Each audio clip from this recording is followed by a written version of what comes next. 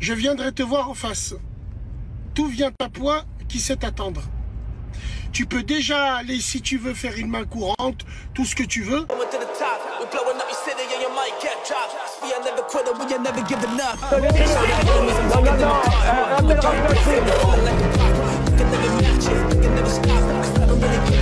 Vous fumez, monsieur? Le football, il a changé. Oui, peut-être. Ouais, c'est Laurent de la Mousse, bienvenue aujourd'hui pour une nouvelle vidéo et j'espère que tout le monde va bien. Messieurs, dames, on se retrouve pour la petite vidéo actu. On va parler de quoi? Alors attendez, vite fait, petit sommaire, nainana, un petit peu de Trump, la polémique avec le roi Merlin, Inox, Carlos Ghosn, Paga, tout ça. Ça va être cool. Ah oui, Bassem Ramous, clash entre les deux. Avant de partir pour cette nouvelle vidéo, c'est le moment de soutenir la chaîne et moi-même en mettant votre plus gros pouce bleu, votre meilleur commentaire. On n'oublie pas de s'abonner et d'activer la cloche pour pas rater les prochaines vidéos. On fait de même sur la chaîne principale, la chaîne Mousse, où demain vous avez la dernière partie du reportage d'Off Investigation sur Jean-Marc Morandini. C'est peut-être l'épisode le plus intéressant. Enfin, en tout cas, celui que j'ai le plus aimé regarder. On me rejoint sur Instagram, sur TikTok, sur Twitch pour pas rater les lives du dimanche soir à 21h30. On va chercher à boire, à manger, on se met à l'aise. Et moi, je m'occupe du reste. On va commencer par une séquence qui va sûrement vous énerver. En tout cas, si vous êtes comme moi, ça va vous faire bondir. Le chef d'état-major des armées nous appelle, nous, Françaises et Français, à accepter de perdre nos enfants. Oui, messieurs, dames, ce n'est pas une blague. D'accord? On a tout le savoir, toute la force économique, démographique pour dissuader le régime de Moscou d'essayer de tenter sa chance plus loin. Ce qu'il nous manque, et c'est là que vous avez un rôle majeur, c'est la force d'âme pour accepter de nous faire mal pour protéger ce que l'on est. Les armées, c'est un extrait de la nation. Les femmes et les hommes qui sont aujourd'hui employés partout dans le monde ont entre 18 et 27 ans sur le terrain. Ils sont jeunes, ils viennent de vos communes, ils ont les mêmes aspirations. Ils tiendront dans leur mission s'ils sentent que le pays tient avec eux. Si notre pays flanche parce qu'il n'est pas prêt à accepter de perdre ses enfants, parce qu'il faut dire les choses, de souffrir économiquement parce que les priorités iront à de la production de défense, par exemple. Si on n'est pas prêt à ça, alors on est en risque. Mais je pense qu'on a la force d'âme. La France a toujours démontré sa force d'âme dans les moments difficiles. Et là, on est dans le moment où il faut en parler. Il faut en parler dans vos communes. Parce que spontanément, c'est pas des lectures du dimanche, c'est pas quelque chose d'accessible facilement. On peut avoir le sentiment que c'est loin, et c'est vrai que ça reste loin. La mécanique, c'est pas des chars russes qui débarquent en Alsace. Bon, écoute-moi bien, François-Xavier. Tu te calmes. Voilà, tu te calmes. On sait très bien que ça va pas te déranger que nos enfants meurent. Par contre, les tiens, ils seront bien planqués. Alors, tes conseils, tes trucs, tes machins, tu te les gardes. Nous, on veut faire l'amour, on veut pas faire la guerre. Laisse-nous tranquilles. On n'a rien avec les Russes. Au lieu de préparer la France à faire la guerre, essayez de faire la paix, je sais pas moi. Nous, on veut juste regarder Netflix en se grattant les couilles et en mangeant des pop-corn, alors tu nous laisses tranquilles, s'il te plaît. Hein? Merci bien. D'ailleurs, en parlant de guerre, on en a déjà parlé. Donald Trump, en ce moment, il est en guerre avec les journalistes. On l'a entendu hier. Il a traité une journaliste de truie. Là, c'était un petit peu chaud avec une autre journaliste. Bien évidemment, toujours sur le même sujet. Jeffrey Epstein. Mr. President, why wait for Congress to release the Epstein files? Why not just do it now? No, it's not the question that I mind, it's your attitude. I think you are a terrible reporter. You're with who? ABC News, sir. Fake news, ABC fake news, one of the worst in the business. What the Epstein is a Democrat hoax, and ABC's your company, your crappy company, is one of the perpetrators. And I'll tell you something. So why not just sign it now? I think the license should be taken away from ABC because your news is so fake and it's so wrong. As far as the Epstein files I have nothing to do with Jeffrey Epstein. I threw him out of my club many years ago because I thought he was a sick pervert. but I guess I turned out to be right. But you know who does have? Bill Clinton, Larry Summers, who ran Harvard, was with him every single night, every single weekend. They lived together. They went to his island many times. I never did. Comment le roi Merlin a déclenché une polémique en un seul tweet et est devenu l'ennemi du média Frontières et de tous ses partisans? Explication. L'enseigne de bricolage Leroy Merlin, le média identitaire Frontières et le collectif marqué à gauche Sleeping Giant, voilà les trois protagonistes de la polémique du moment sur les réseaux. Je vous raconte cette affaire. Alors tout a commencé lundi quand Sleeping Giant, qui dit lutter contre le financement des discours de haine, a repéré une publicité Leroy Merlin sur le site nationaliste Frontières. Le collectif interpelle alors l'enseigne de bricolage. Votre pub Leroy Merlin sur le site abject frontiersmedia.fr obnubilé par l'immigration, est-ce ok? 2 heures plus tard, le compte de Leroy Merlin réagit et annonce prendre une mesure immédiate. Votre alerte a bien été prise en compte. Le site mentionné a été immédiatement ajouté à notre liste de blocage publicitaire. Et là tout s'emballe, la réaction de la marque est vue plus de 17 millions de fois au moment où on tourne cette vidéo et elle divise les internautes en deux camps. D'un côté, il y a ceux qui félicitent Leroy Merlin pour avoir blacklisté Frontières, comme le député LFI Thomas Porte. Nous avons réussi à faire retirer la publicité Leroy Merlin qui était présente sur le site internet de ce média. De l'autre côté de l'échiquier politique, des élus s'insurgent, notamment Laurent Jacobelli du RN ou encore Éric Ciotti qui dénonce une soumission honteuse à l'extrême gauche. Sarah Knafo de Reconquête, elle, dénonce une prise de position arbitraire. La neutralité, il l'arrange au rayon outillage? Des internautes appellent au boycott de Leroy Merlin, certains affirment même, photo à l'appui, annuler des devis et commandes passées auprès de l'enseigne. Leroy Merlin, c'est la propriété de la famille Mullier, qui possède également Auchan, dont des pubs se retrouvent aussi sur le site Frontières, à en croire cette capture d'écran de Sleeping Giant. Nous avons contacté Leroy Merlin suite à cette affaire, et l'enseigne ne nous a pour le moment pas répondu. Il y a peu de temps, on avait entendu parler de l'affaire Paga, ancien candidat de télé-réalité, qui était visé par une plainte pour viol. On a eu du nouveau. Voilà, il n'y a pas de spoil, je sais pas quoi, elle a été classée sans suite. La plainte pour viol visant Paga a été classée sans suite, voici ce que l'on sait. Contacté par Brut, le parquet de Draguignan confirme le classement sans suite de la plainte pour viol visant Anthony Pagini, justifiant une infraction insuffisamment caractérisée. Le 8 août dernier, Paga, de son vrai nom Anthony Pagini, avait été interpellé à Ramatuelle, dans le Var, alors qu'il se trouvait dans un beach club. Il avait alors été placé en garde à vue dans le cadre d'une enquête ouverte pour un viol présumé à Saint-Tropez. La plaignante était une jeune femme d'une vingtaine d'années. La garde à vue avait seulement duré quelques heures avant d'être levé sans poursuite envers l'influenceur en attendant la suite de l'enquête. À l'époque, ses avocats affirmaient qu'ils contestaient fermement toute forme d'agression ou de viol et parlaient d'un homme profondément choqué d'avoir été accusé à tort. Ce mercredi, ils évoquent un soulagement. Selon eux, le classement sans suite était une évidence. L'ancien candidat des Marseillais n'avait pas été réentendu depuis la garde à vue. Pour l'heure, Paga, qui s'est entre-temps séparé de sa compagne Josepa Chiorlio, ne s'est pas exprimé. Il n'y a pas que pour les rappeurs français que c'est compliqué. Je sais pas si vous vous souvenez, il y a peut-être 2 mois de ça, un cadavre avait été retrouvé dans la voiture du rappeur américain David. Et on a appris hier que le rappeur est désigné suspect dans cette affaire. Il est 20h, le rappeur David est désigné suspect dans la mort de l'adolescente de 15 ans retrouvée démembrée dans le coffre de sa voiture. Cette affaire fascine Internet depuis des mois, je vous récap.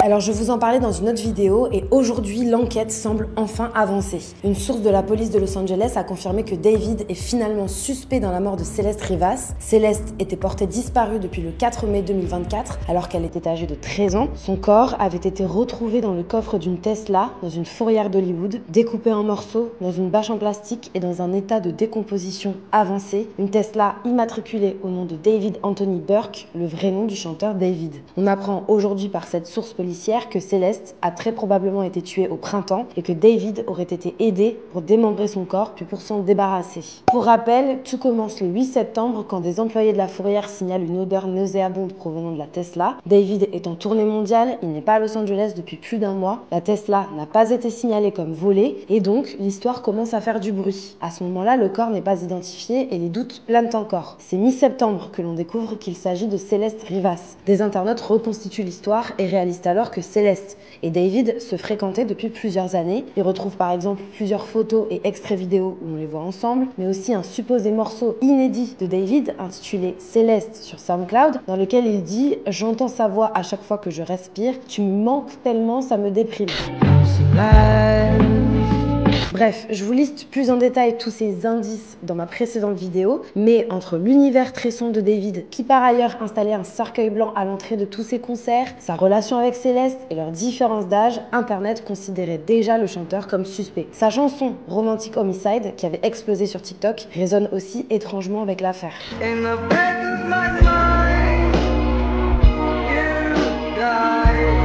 De son côté, David ne s'est jamais exprimé. Je suis allée checker, il n'a rien posté sur ses réseaux depuis le 7 septembre. Et aujourd'hui, on apprend même que depuis tout ce temps, il refuse de coopérer, contrairement à ce qu'ont pu affirmer ses agents. On ne sait pas précisément pourquoi la police a mis autant de temps à désigner un suspect, mais l'enquête est encore en cours. Les circonstances du décès restent indéterminées car le corps était dans un état de décomposition très avancé. Mais selon cette source, une fois que la conclusion sera rendue, alors la police pourrait procéder à une arrestation. On vous tiendra au courant sur le blog. Messieurs, dames, je vais encore vous énerver. Comme vous le savez, les Français sont les principales victimes de tabassage en règle.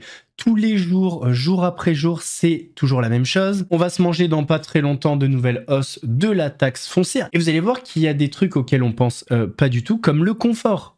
Lavabo, douche, toilette, baignoire. C'est du confort, mais chions par terre, mes amis. Chions par terre. Une pièce en plus pour Philippe Chantier, qui a agrandi sa maison il y a 2 ans. Donc là, on a réalisé ce qu'on appelle une suite parentale, avec une salle de bain. Tout le confort au rez-de-chaussée pour ses vieux jours, au total 25 mètres carrés de plus qu'il a dû déclarer aux impôts. On vous demande le confort de la maison.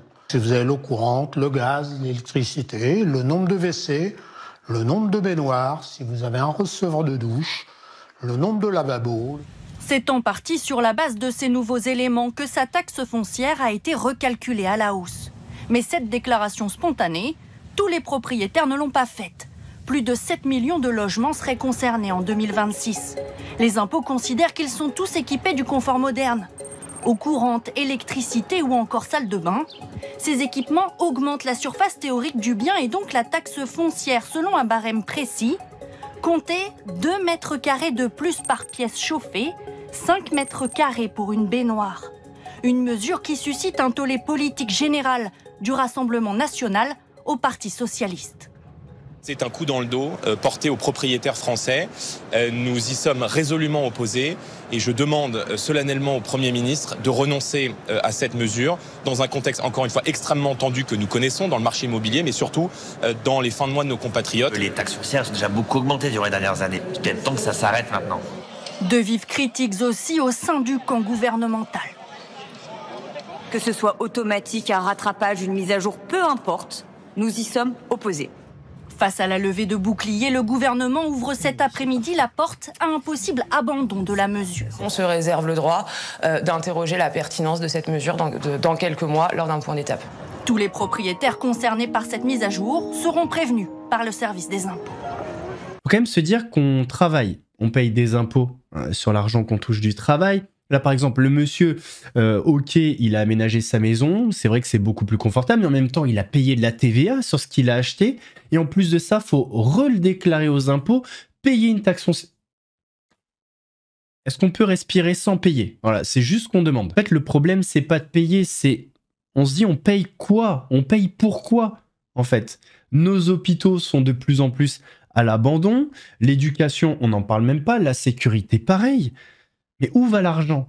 Et Carlos Ghosn, il a une autre réflexion. Au lieu de taper sur les Français, je vous laisse voir. En fait, il a la même réflexion que nous. Comment vous percevez la dérive des finances publiques de la France? Bah écoutez, c'est très inquiétant. Hein.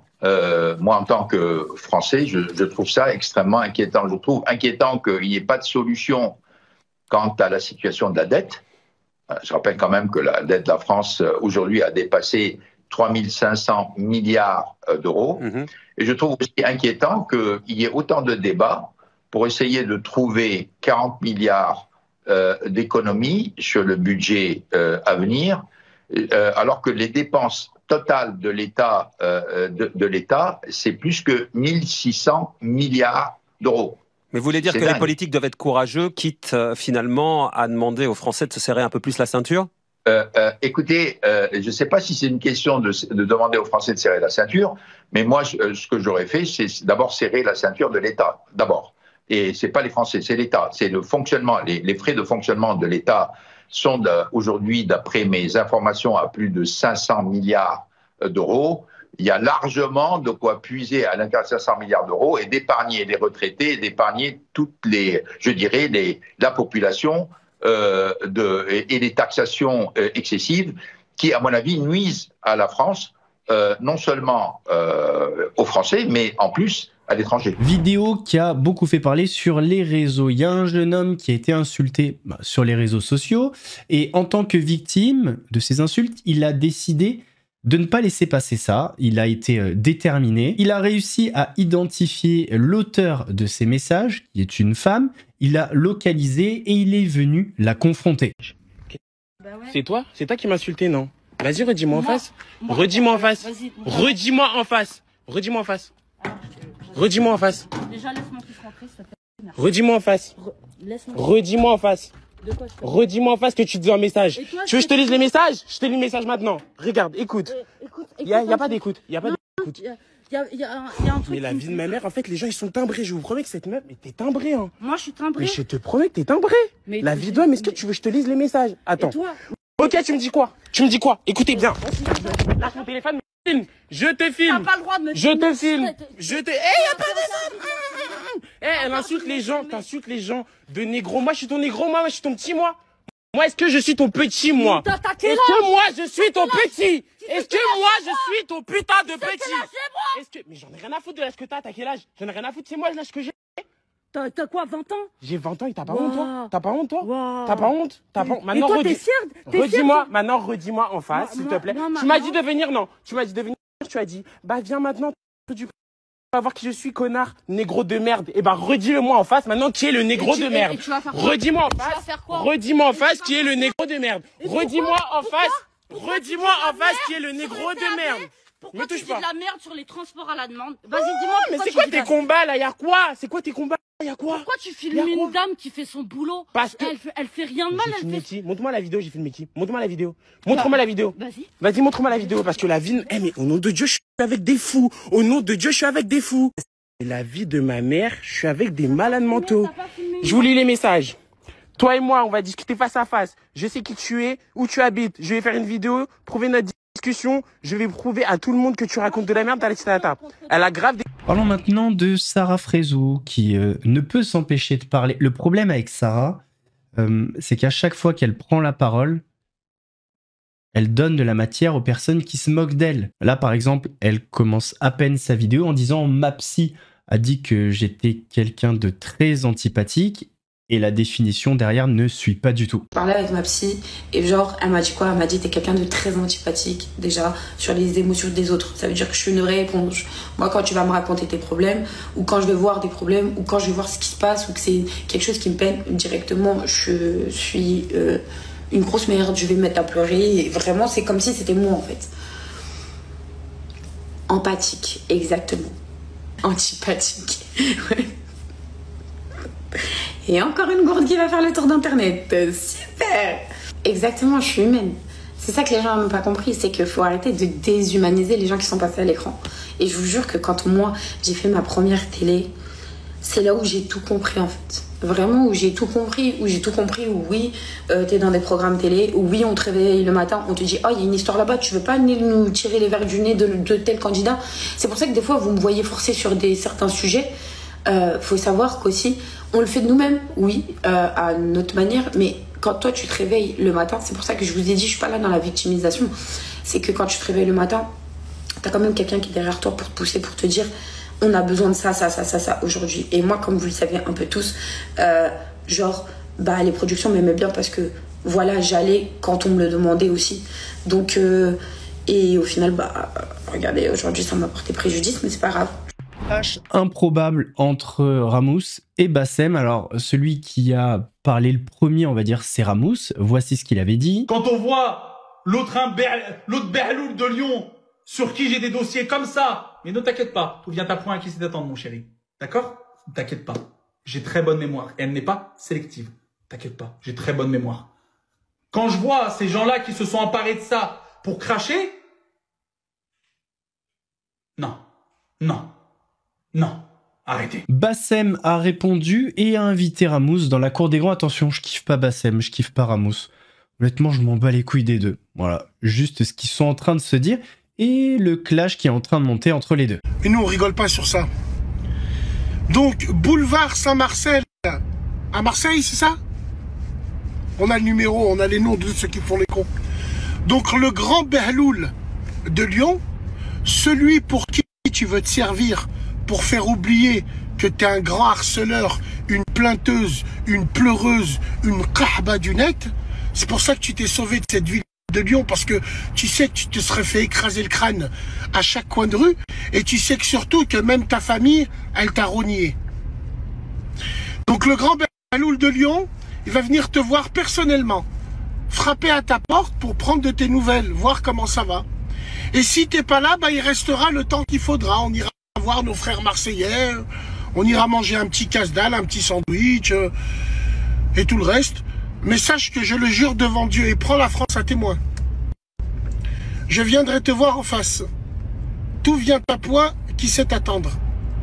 Tu peux déjà aller, si tu veux, faire une main courante, tout ce que tu veux. Non, nous on viendra pour un côté officiel.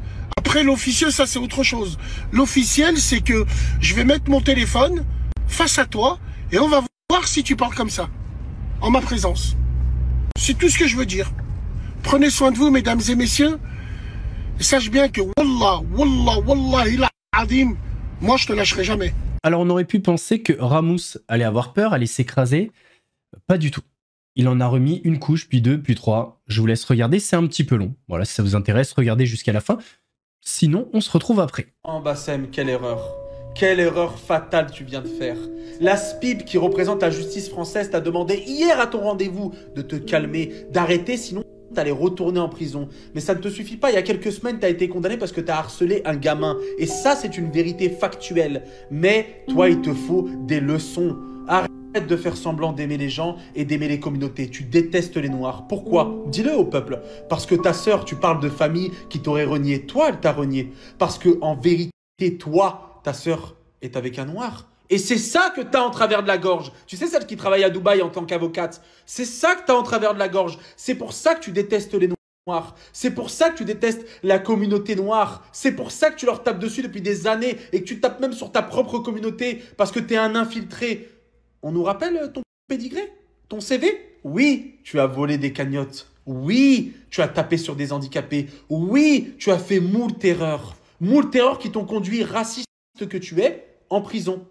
Tu te rappelles quand tu étais en prison et quand tu te faisais victimiser parce que tu faisais croire que en prison tu tenais la promenade. Tu tenais rien du tout, mon pote. Arrête de faire croire que les gens de Paris t'apprécient. Tu es détesté à Paris.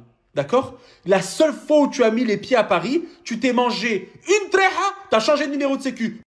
Pas de souci, pas de souci. Non, tout le monde te déteste à Paris. Pourquoi? Parce que toi, tu as monté les communautés les unes contre les autres. Parce que toi, tu détestes les Noirs et t'aimerais que tous les Maghrébins détestent les Noirs. Non, les Noirs, c'est nos frères. Et il n'y a pas d'histoire de « ouais, on a toujours vécu ensemble ». Les gens de Lyon t'ont déjà remonté les bretelles. Les grands et les anciens de Villeurbanne, etc. sont venus te remonter les bretelles. Ça t'a pas suffi. Tu es toujours à envoyer des pauvres gamins qui pensent qu'ils vont avoir la lumière pour faire tes conneries pendant que toi, t'es chez toi, avec ton bracelet et dans ta radio toxico que tu es. On sait qui t'es à Lyon. Moi, je suis né à la clinique Rosera en 1993. Ma famille est de Vénissieux. Ma famille t'a déjà attrapé. Et tu bégayais comme d'habitude. Voilà, je parle pas de lui. Hein? Mais qu'est-ce que tu es, toi? Tu étais le fou du fond du bus qui parlait tout seul aux arbres avec une Henken sur un banc, avec du shit plein la tête et plein le sang. Et après, un jour, tu as eu la lumière parce que sur les réseaux sociaux, tu as insulté des gens sur Periscope, tu as fait le raciste, l'antisémite, etc. Tu ne représentes rien, sauf ta propre connerie. Tranquille, les frères de Marseille, bougez pas. Mais tu crois que tu tiens Marseille dans le creux de ta main? Tu crois que tu es un baron de la drogue et que tu tiens Marseille? Mais tu sais qui tient Marseille? Non mais attends, Marseille, il y a énormément de gens qui te détestent. Au même titre qu'à Paris, que dans plein de bleds. Pourquoi? Parce que tu as insulté Marseille, la ville. Tu as insulté aussi leur accent, tu as insulté leur tenue vestimentaire, leur club de foot. Tu insultes tout le monde. Depuis des décennies maintenant. Tu nous fais croire que, ouais, non, en fait, moi, je suis, ça, c'est ta radio Alban. Tu crois que tu fais peur à qui? À personne. Par contre, ce qui est vrai, c'est qu'il y avait une plainte qui était déposée contre toi parce que tu as menacé ma femme. Maintenant, il y en aura une pour ça, parce que tu donnes des adresses, tu sais même pas si c'est les vraies adresses, mais tu donnes les adresses et tu mets en danger les gens. Pas de problème, tu vas glisser. Choisis. Corba, Villefranche. Choisis. Tu verras. Et on verra qui est qui. Parce que tu as dit oui, non, ouais, on va se croiser. Mais tu vas croiser qui? La seule fois où tu as croisé quelqu'un, c'était Sadek. T'étais Arrête, frérot. Le loup de la street, il parle de toi tous les jours, il dit des vérités, il te met KO technique. Tu veux pas lui répondre? Tu fais genre non, ouais. ouais, je sais pas, arrête frérot, tout le monde a démasqué ton jeu, tu es un raciste, tu détestes les noirs. Parce que ta sœur est en couple avec un noir, c'est un secret de polichinelle, tout le monde le sait à Lyon. T'as tapé la grina. Parce que c'est comme ça. La mère de tes... Oh, me force pas à dire la vérité. Me force pas frérot. Arrête. Reste. Tu verras. Attends ta boîte aux lettres, tes convocations, tu vas glisser. Et si t'es pas content, puisque toi, t'es le plus grand, t'es le plus fort, je t'invite à venir et à mettre en pratique ce que tu as dit. D'accord ? Parce que nous, on sait qui t'es à Lyon. Et crois-moi, il y en a beaucoup, beaucoup, beaucoup qui savent qui tu es. Et beaucoup, beaucoup, beaucoup de Renois ont les boules contre toi. Et n'attendent que ça de te croiser. Tu sors pas de ton gibier. On a aussi ton adresse, hein. Puisque les citations ont été faites pour toi. On a ton adresse. On sait où tu vis. Messieurs, dames, on arrive à la fin de cette vidéo. J'espère qu'elle vous a plu. Si c'est le cas, votre plus gros pouce bleu, votre meilleur commentaire. On n'oublie pas de s'abonner et d'activer la cloche pour ne pas rater les prochaines vidéos. On fait de même sur la chaîne principale, la chaîne Mousse, où demain vous avez la dernière partie du reportage d'Off Investigation sur Jean-Marc Morandini. On me rejoint sur Instagram, sur TikTok, sur Twitch pour pas rater les lives du dimanche soir à 21h30. Nous, on se donne rendez-vous samedi pour une nouvelle vidéo actu. En attendant, prenez soin de vous. Laurent de la Mousse vous salue.